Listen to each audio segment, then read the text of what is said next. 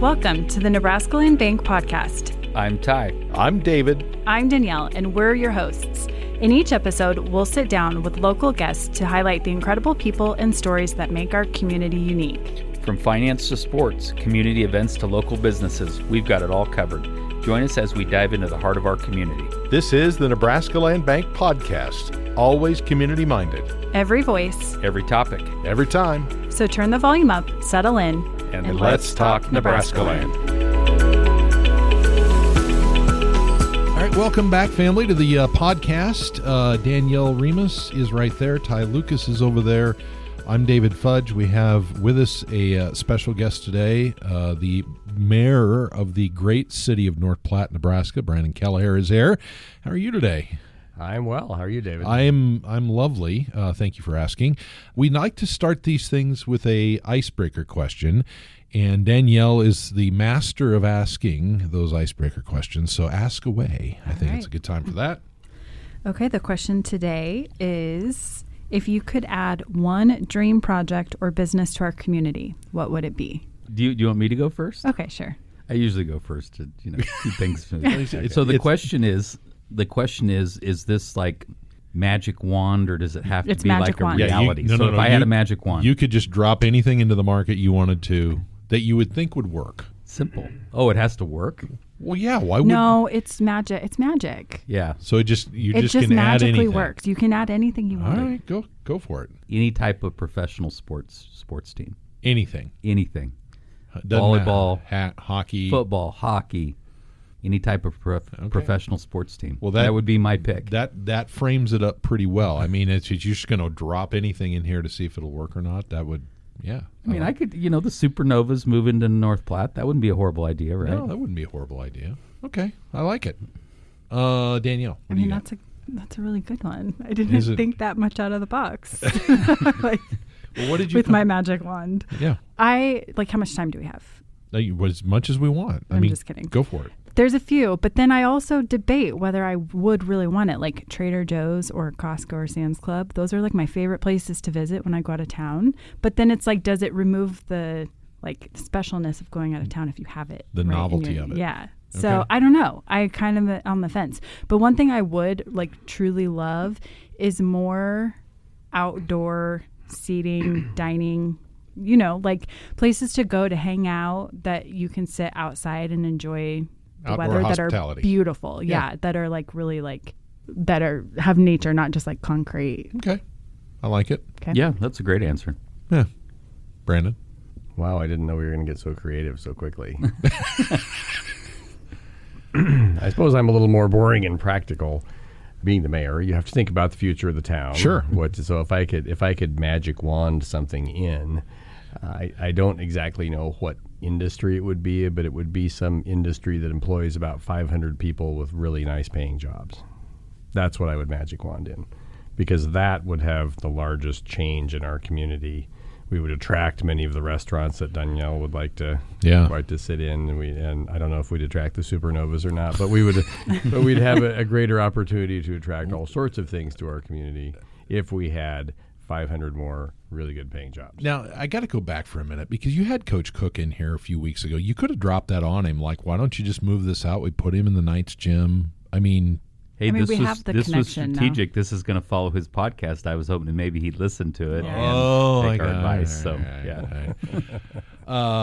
For me, it's practical. I've long thought we needed to fix kind of a meeting/convention space. It exists, but it obviously needs some help. And so for me, in coming out of the tourism industry, that's something that I think our community needs, is some solution to that long term. So whatever that looks like, I don't know yet, but that's something that I think we could use as a community. So, okay. So the purpose of all this today was to kind of do a reset. It's been a while since you've been here. And so you are now year 1 or 2 into your second term, 5 years in office. Mm-hmm. You got 3 years left on this term. That's great.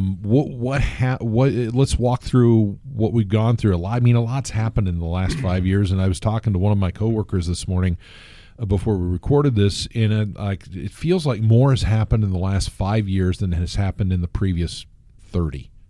in our community, which is, I think, saying something about what we've kind of pulled together here. But give us some perspective on that. I suppose that's probably true to some extent. If you think about the past 25 years, we've had things like the Walmart distribution center and Menards and large employers. The hospital's grown considerably. Nebraska Land Bank has grown considerably. There have been a lot of things happen in the town, but maybe some of those things aren't quite as visible as the things that have happened the last 5 years. Take District 177 expansion, for example. Right in the middle of town, you've got this great big buildings going up. New stores, which people have enjoyed quite a bit, retail. It's something we hear all the time. We'd like to have more retail. And then we have this giant sustainable beef building going up out there to the east of town. You can't drive east of North Platte and not see that building. We have housing growing in every quadrant of our community, something we haven't seen for a long time. But it takes the whole town to do those things. It isn't just one small group of people. It took a few hundred or a couple thousand people to make all that stuff happen, and the community be behind it. And that's something to be proud of for our town, because we really changed the direction in a pretty short period of time. It's actually, you touched on something, same coworker. We were having this conversation earlier this morning in front of a group of people, and I don't know when it started, but it feels like about a decade ago that we started electing different people, a different kind of person to some of these city council and some of the things that can really help move the community forward. And then it takes a while for those people to kind of get established, and we keep filtering new people into those positions. And then ultimately you get somebody that comes up with an idea and boom, it feels like it started moving forward about 5 years ago. I don't know if that's true or not, but that's the conversation we had this morning. Well, I don't know if Todd Van Kampen will ever write the history of North Platte, but if he does, he'll have a lot to write about in the last 6 or 7 years, that's for sure. Yeah. You know, and just to add to that, I think it does take that leadership, and it takes elected officials, and it takes people in businesses and department heads at the city and county and whatnot to bring all these things together. But we also don't want to forget that there were many preparatory steps that occurred in our community before this period, whether that be infrastructure investments, starting to organize people, or even our Chamber and Development Corporation merger, which I would be the first to admit I was worried when that occurred, whether we would lose sight of economic development in all our community, and actually it's boosted it. So we also don't want to forget all those things that you're doing to prepare for the future too, and I know we're doing a lot of those right now too. That's true, and it will be hard for anyone to know all of those little steps that led us to where we are today. What I'm most excited about is if you talk to Gary from the Chamber, they're so busy down there. They get requests for RFPs. They used to get an average 1 a month. Yeah. Now they get 3 a week.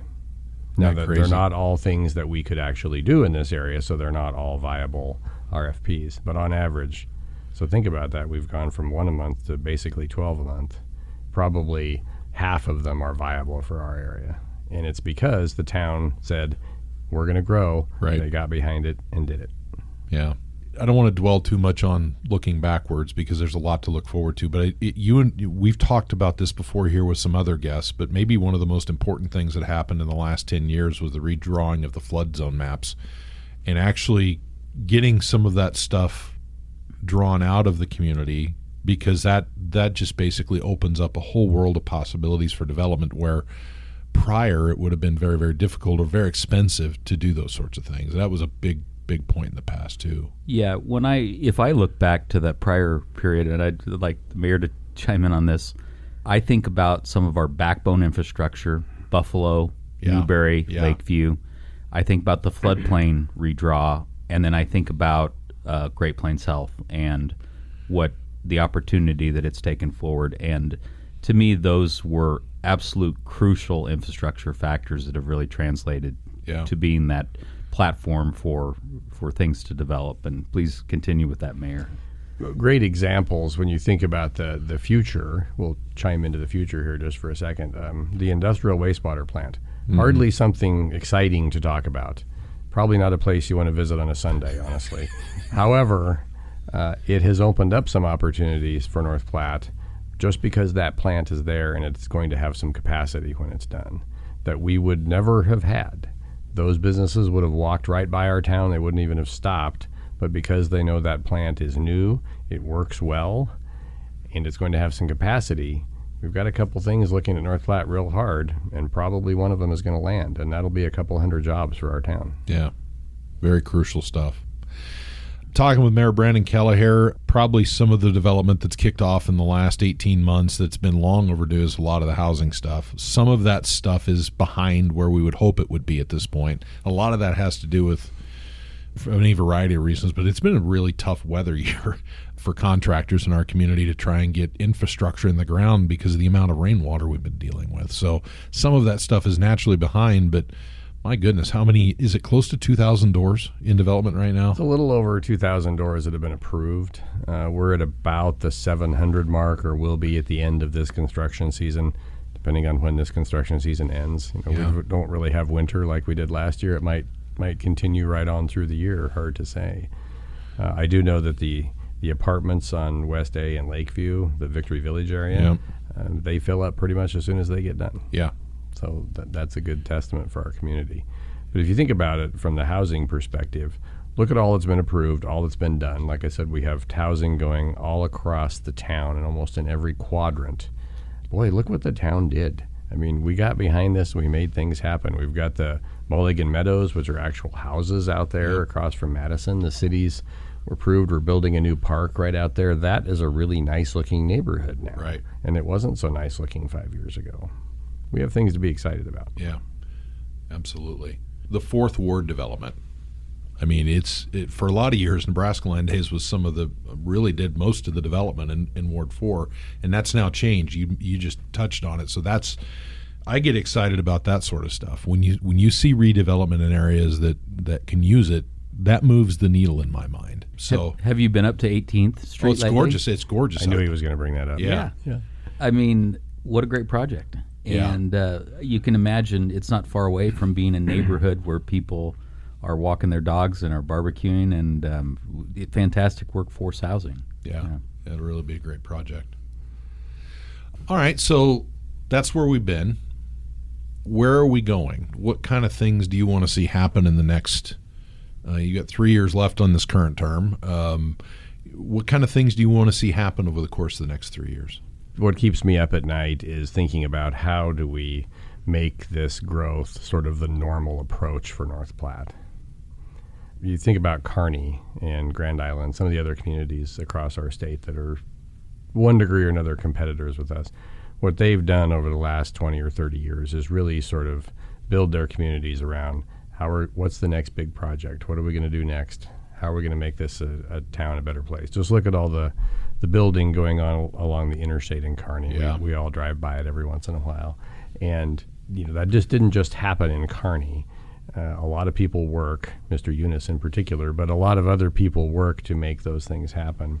And we've definitely made strides in the right direction in North Platte, but we need to make that part of our native activity in this community. We get done with one project and we think, okay, what's the next big project we want to do? We go from the rec center maybe to your dream of some sort of convention center. I don't know, but maybe that's the next big thing that we go after. So what I'm thinking about is how do we make that part of the culture of the community? Because that's what will improve the community, make it grow, make it a place we all want our kids to live, and hopefully we make the kids want to live there. Yeah. What kind of steps do you take? That's a really open-ended question. Well, first of all, my input, listen to Coach Cook or listen to Jeff Caldwell and dream big and not be afraid to set targets that are a little higher than are natural to set. And then you start to break down how you get there. So, I was being a little off focus with my professional sports team idea, but Brandon's answer is the step of how you get there. The quality of life things get added to a community when there's those additional companies that have 200 jobs, 500 jobs, to where the economy grows to a point where the entertainment quality of life things follow it. I just have an off-topic question, and it kind of goes back to if you were to a dream project. But I was traveling over the summer. I went to Grand Lake, Colorado. We had a conversation about this. And one of the things that they have at their lake are just the shores are lined with like ice cream shops and little places that you can eat and boat rentals. You can rent a boat, you can rent a kayak, you can rent a paddleboard. Why does our lake not offer those amenities? Is there a reason? Or is this just like, is this private? Yeah, I don't know the answer to that other than, I mean, that's an NPPD controlled lake. Now you may be able to pull off things like that at smaller facilities that are more municipally owned or around North Platte, but I don't know why they don't do that sort of thing out at Lake Maloney.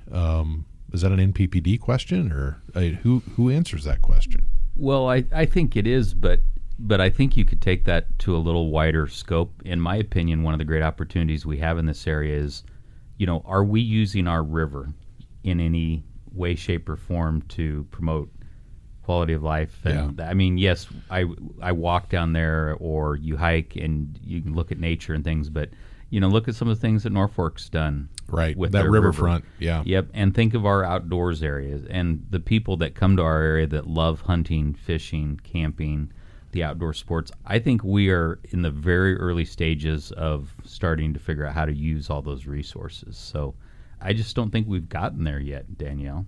I mean, anything can happen if people come together and collaborate and figure out how to make it happen. Well, and that goes back to Coach Cook's message from a few weeks ago, dream big. I mean, what do you see? Where are areas for our community to kind of grow creatively? I think of that South Buffalo corridor between South Buffalo and South Willow Street, kind of between the College and Walker Road, and there's a natural stream that runs through there. I think there's a water body back in through there that you could maybe get creative and do some things like that and improve quality of life for people that live here now and for people who maybe will be coming here in the future. One of the things that I enjoy very much about visiting other communities is seeing some of the creative things that they did. I was in a large city a few weeks ago, and the hotel I was in is kind of in an industrial. It's a tourist area, but there's a very industrial part of it. There's some railroad tracks running right through it, and I'm looking out my window, and they're building green space in between this what was a waste area between the hotel and the railroad, and they're using containers to build ice cream shops and dog washing facilities and things that improve quality of life for people that have moved into that area. And I just think it's really creative use of space. And as we continue to grow and as things get tighter in some of these areas, I think that could be a really cool concept. And I think specifically out on East Phillip, where all this housing is going to be going, and you've got riverfront that runs right through there, are there creative ways where you could get some cool development like that into that area more long term? So those are just things that I think about. All wonderful ideas. All take quite a bit of capital to make it happen. And not to make the podcast boring, but that's why I focus on jobs a lot, is because just like Ty put it better than I did, but we have those industries, whether it be 10 small businesses that employ 25 people or one that employs 250.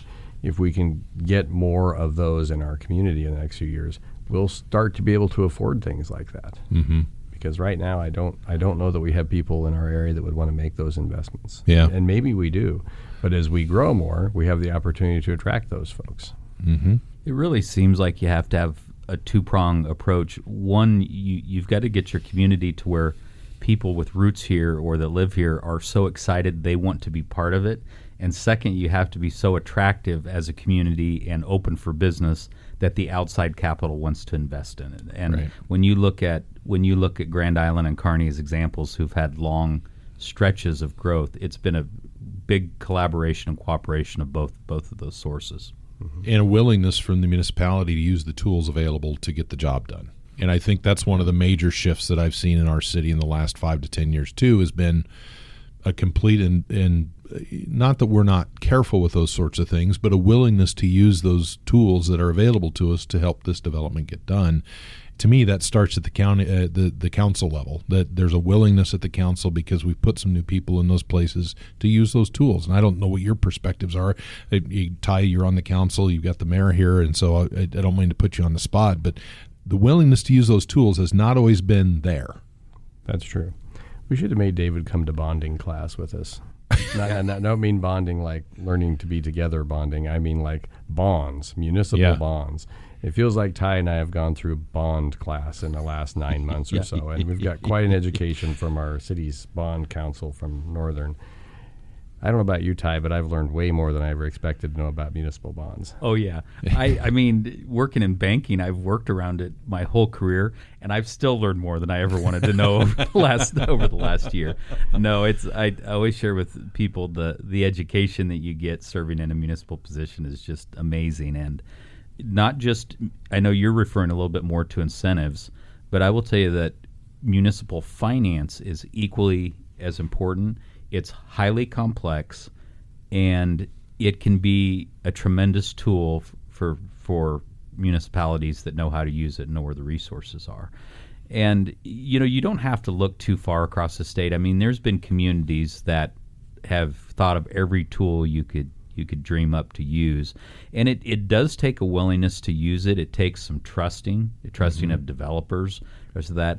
But you also, I mean, we're here to protect the tax base we have and the residents we have, and so trying to find the balance with all that is not always easy. I mean, there's tough decisions that get made, but the thing that I probably appreciate the most about the current council is we've tried to err on the side of what we think's what we're doing right for the long-term good of the community in terms of investment, and I think that's where things keep falling. So hopefully, it serves us really well down the road. We'll know in a few more years, but we will. We did have a nice report on some of the tax increment finance housing projects, and not all of them, but some of them are actually paying off faster than anticipated. And so that means their TIF time will end earlier. Yeah. And they'll go back on the tax rolls, and then that money comes to the city rather than, or the various taxing entities, not just the city. Not the developer, to be, hey, that's exactly what you want happening, because that means your valuations are going up. People are excited to live there. It's a good thing. Yeah, one of the resources, you touched on it earlier, but one of those things that's kind of rolled off that TIF roll in the last few years has been the Walmart DC, and so that's now paying full tax. But that's a really cool success story of how that program can be applied, how it works through the system, and then ultimately rolls onto the tax rolls to help reduce the burden on everybody else. It's a great example of that program. Menards is another great example. Yep. Some of the housing projects that were approved even 7-8 years ago are approaching the end, or have ended or will end shortly. Yeah. Their TIF, which means they paid off faster. So it's another great earmark for our community, or not earmark, but feather in our cap, I guess is the way to say it. That we, like Ty said, we were judicious in our use of those tools. I think in the future, I believe in the future, the community will have to continue to correctly identify those tools, but we have to make the decisions that makes our infrastructure grow. And I love Chick-fil-A, and I'm glad they're here. And I'm glad for all the other restaurants we've had in town. We've had 25 restaurants in the last, really, about 4.5 years. It's crazy. Unfortunately, a couple of them haven't survived, but for the majority have, and that's great for the town. But what we need is jobs that pay $40 and $50 an hour, right? Not jobs that pay $15 to $20 an hour. Mm-hmm. We really have to focus on that in the next 3 to 4 years. How are we going to get those jobs? And the rail park is going to be a tremendous tool for that exact purpose, and it's already starting to prove. We're going to have some folks out there really quick selling sand. Yeah. Who'd have thought? To talk about a natural resource we're not short on in this area, it's sand. Yeah. They're not going to employ 200 people, but they're going to employ 5 or 6, and they're going to be truckers, and there's going to be shipping on the UP Railroad, which help our community. Those are the things that we have to work on the next 4 or 5 years, in my opinion. Yeah, so that's a great point. So you've got the rail park, you've got the Newberry corridor, which I imagine will continue to develop with some things that'll develop naturally around the beef plant out there. Where do you see our town growing in the next 5, 10, 20 years? Besides those places. Do you mean business or do you mean housing? Yes. What do you mean? All of the above. All of the above. I wouldn't mind hearing, for somebody who's not as plugged in, remind me what projects we have going on currently in addition to maybe what's planned. Yeah.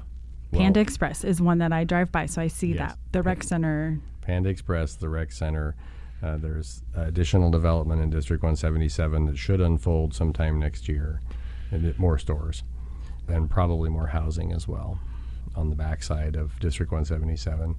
There's the housing projects on West A, Victory Village, and the other housing project, help me out, Ty, I've forgotten the name. We'd have Mulligan Meadows. And then Meadows. up on 18th, in addition to the East Phillip, East Francis area, which would be between Walmart and Sustainable Yeah. Beef. Mm-hmm. Mm-hmm. And then the second one out on West A Street, New I think. Haven. Yeah, New Haven. Yeah, that's yeah, what- yeah. that's right. All the things on East Phillip. And in terms of businesses, that's all I can say right now. Okay. But So there there's are other stuff in the things. works that you Yeah, just there's- can't talk about yet. Yeah. Is the airport project finished? I haven't been out there. It's still under construction, Okay. and if you haven't seen some of the architecture that's Oh, going it's with that, it's beautiful. absolutely going to be a Yeah. fabulous facility. We also don't want to forget about Halligan and the former Iron Eagle site. Yep. That area is, when I talked earlier about preparatory steps for development, that's an area that has sit kind of locked and loaded for a long time, and I'm sure over the next several years you'll see material development out there. Yeah. So back to the question then, where do you see the community growing from a footprint standpoint? Because it's kind of you're surrounded by farmland, but you do have pockets around that have kind of been preordained for and ready for development. I think we'll continue to grow east, west, and south. That's really what I believe. There's room for quite a bit more development off of East Phillip to the south, even a little bit to the north, which probably will occur at some point as well. We'll certainly continue to grow off Lakeview into down A Street for a while. And I do think the area that we generally call South Park at the city, which is the South Buffalo, roughly across from where Powell's is. Yep. There's property available on both sides of Buffalo there right now, and so we'll continue to see growth in those areas. I do want to make sure that as the city completes its comprehensive plan, which should be done here somewhere around the end of this year, if all goes well. Yeah, knock on wood. Yeah, exactly. That we really do focus on, as a community, what we want in what areas. You take, for example, the area that I called South Park. It's out there along South Buffalo, basically south of the interstate up to State Farm Road. We have Powell's, which is a great asset for our community. We're going to have a really nice quick shop up there kind of on the corner of Walker Road and Buffalo Bill, and we have a beautiful golf course there. Mm-hmm. That, to me, seems like a prime area for a housing project in the future. Mm-hmm. And it could be really nice houses. It could have golf cart paths. It could have all sorts of great amenities to be an area to live in. I think we need to plan that out. We need to say this is probably going to mostly be housing. Not that there might not be another business or two, but you don't probably want to install a car wash out there in the middle of your housing, for example. And that's one of the challenges of how North Platte has grown for the last 40 years, is that we were so starved for business and industry. If somebody wanted to come here, rightfully so, we would do whatever we could to get them here, not so much maybe thinking about the future of what that area should look like. So one of my goals in the future is to make sure that comprehensive plan has a lot of that data in it. Now, what people will do 10 years from now will be up to them, not me, and maybe the decisions will be different, as they often are, but you'd hope they'd kind of stick to the plan so we end up with a community that doesn't look sort of haphazardly put together. Yeah, that makes sense to me. Well, it's easy to forget, too, that the city or the county doesn't own all this land. Most of it is owned by families. Maybe in some cases have had that land a long time. And so I agree with the mayor that you need to have a comprehensive plan that is thought out, because if people own land on the edge of town, it might be 1 or 2 generations before they decide to be involved with developing it. And so you, as a city, I think the goal is you're prepared looking at all directions, because you're looking for the convergence of investment, cooperation with landowners, and natural positive growth for the city, and you have to get all those stars lined up at the same time for a project to happen. And so I think the city's part in that is to be planned in a way that as landowners are ready to do things, that the community's welcoming to things that make sense in those areas. Yeah, I agree. As we kind of wind down here, one of the things you mentioned, one of the things that kind of keeps you up at night, one of the things that kind of, it doesn't keep me up at night, but I think about quite often, is where do we find the next group of people who are willing to put their name on a ballot, run for election, make sure that the community continues to grow in a way that's productive. And I know you guys have thought about some of that stuff as well. And so how do you cultivate those people? How do you try and identify who those people are so that you can get them ready and get them plugged in so that when it's their time, they're ready and willing and able to do those sorts of things? My approach is to try to put folks who I know are interested on community volunteer boards. The Planning Commission is an example, but that's not it. We have the LB 840 board. We have several boards. I try to make sure that I am placing somebody who is under 40 on those boards whenever I can, with the idea that they will get pulled into the community and they will want to be part of it, and it will be part of their growth, and they'll start to understand how government works. One of the great tragedies of our current time is that many people don't really understand how government works. Mm-hmm. And so that leads to invalid expectations, leads to unrealistic approaches. And so we need to get people involved when they're younger so they can understand and make the future positive. Remember the great book by Patrick Lencioni, Death by Meeting? Do you remember the concept of that book? Okay, the concept of that book was that, well, people will pay $10 for popcorn and $6 for entry to go watch a movie, but I can't get my coworkers to show up for a 45-minute meeting. What are we doing wrong? And the answer is that what you're doing has to be interesting and fun and fulfilling to people, right? And so to chime right with what the mayor's saying, if we keep the momentum of working on fun, interesting, fulfilling things for the community, I think that naturally great candidates and younger people will migrate towards being involved because they'll enjoy life and they'll get a free municipal bond education. Right? That's right. Right. Don't forget Very that. valuable. That's probably a 201 level college class there, I think. Yeah. For free. Yeah. Oh, it's not free. I've seen you too. It's not free. But anyhow, well, this has been fun. Didn't want to walk away from this without giving you the opportunity to just, is there anything else you want to add to the conversation or anything you think is important that people know, people understand, and you want them to come away with on this? Well, what I would advise people to do with regard to their government, whether it be local, state, or federal, and I learned from my good friend Ty that your local government probably has the most effect on your life, and you really need to kind of pay attention and don't hesitate to just call and ask questions. That's what I did when I was figuring out how to be mayor. I just called people and said, how does this work? What do you do? Where does this go? Where does that go? And it's okay to be humble, ask those questions, learn about how things work, and then get involved and start offering your opinion. That's when it works best for everyone. Yeah. Sometimes we get that backwards as a group of people.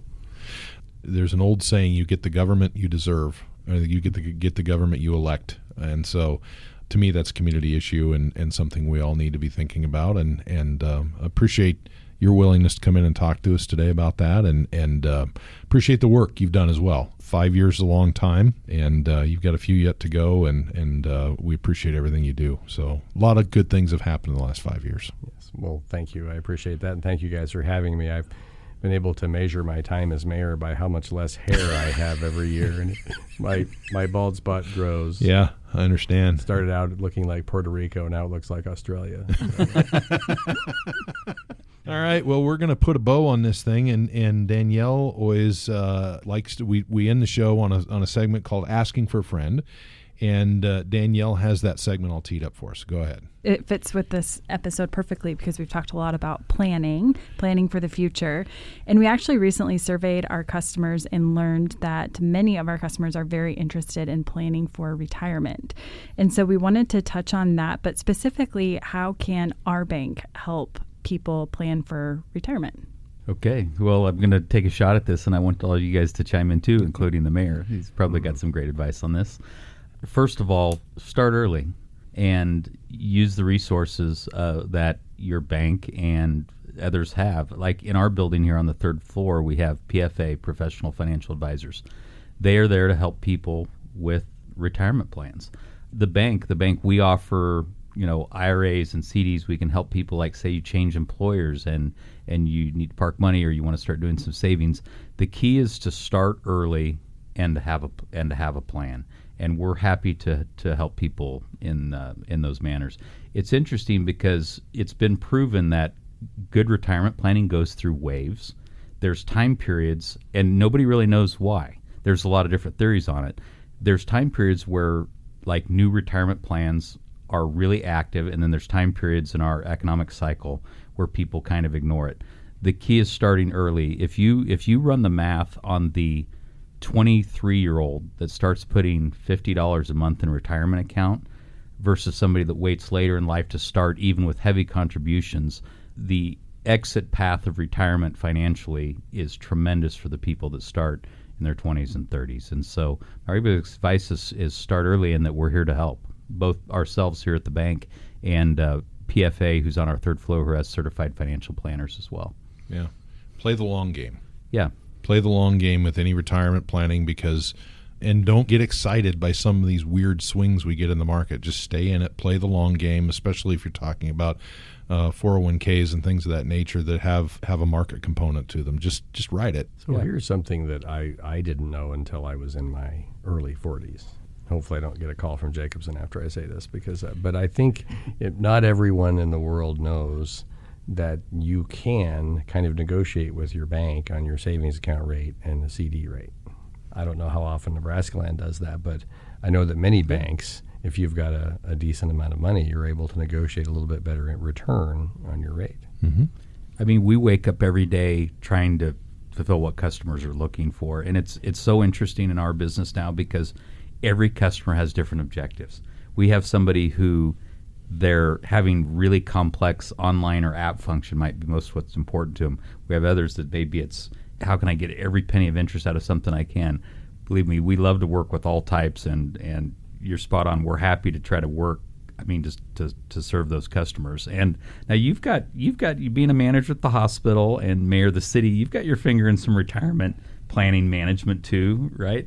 What general advice do you have for people that are employees of any of those entities when it comes to this topic? I think you offered the best advice in your comments when you said start early. But the only other thing I would add is when you get your first real good job, just max out whatever your 401k donation is and get used to it and set your life around always making that donation.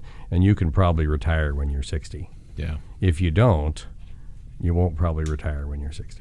Yeah. Okay, what advice can we give to those who maybe have not, who are later in life? So your elder millennials or Gen Xers, or those who are even closer to retirement and didn't start early, who are now listening to this and just in full panic. Just apply more math and create a plan, and figure out. I mean, it is a math problem. Not a lot different than we were talking earlier about the municipal financing stuff. It is math. I mean, it is as simple as if I can afford to do this much and my goal is to work this long and I need to have this much money to live, well, those are all three variables that can be shifted. And so it all comes down to working with people that have good softwares and good knowledge and are good at the math to help you run the math. And then if the plan doesn't work, you start to think about, well, which of the three variables or which two of the three do I need to shift? Do I need to work longer? Do I need to put more in retirement savings now and have less expendable income every month? Or, do I need to look at how do I generate more income on a monthly basis? And so it's really about the peace of mind that comes with going into a written style or well thought out plan. But I've met people who didn't start retirement planning until in their 50s and didn't have anything to fall back on and put together very effective retirement plans. So it's never too late. Yeah. It's all about good planning. Yeah. I do think that we forgot to mention debt. Yeah.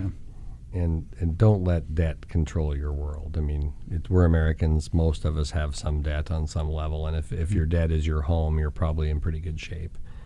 But you do need to spend a decent amount of your income getting rid of whatever other debt you have as quickly as you can. Yep. It's funny, we're in the business of lending in relation to servicing deposit accounts as a bank, and we believe very strongly in most of the Dave Ramsey theories on debt and the elimination of debt, creating free cash flow. And so just spot on with what you're thinking about. About the only areas that we probably disagree a little bit would be things like maybe using some debt for a rental property or some things. He maybe has a little more stringent view on that than we generally do. But all in all, his message is very good and very strong on that topic. Absolutely. I agree with what you're saying there. Yep. All right. Well, that's going to take care of it for this episode. Again, thank you, Mayor Brandon Kelliher. Best of luck over the next few years here, getting some of this stuff to the finish line. And again, appreciate all you do for the community. Well, thank you, and appreciate your service on the Planning Commission. Happy to do it. And Ty, this turned into a little bit of an interview of you rather than you interviewing him, but appreciate your service on the city council as well. So it's been a lot of fun working together on it, all of us. Yeah. All right. All right, well, that wraps up our episode. If you enjoyed this episode, please leave us a review, subscribe, and share. Check out more episodes on our website, nebraskalandbank.com/podcast. Member FDIC and equal housing lender.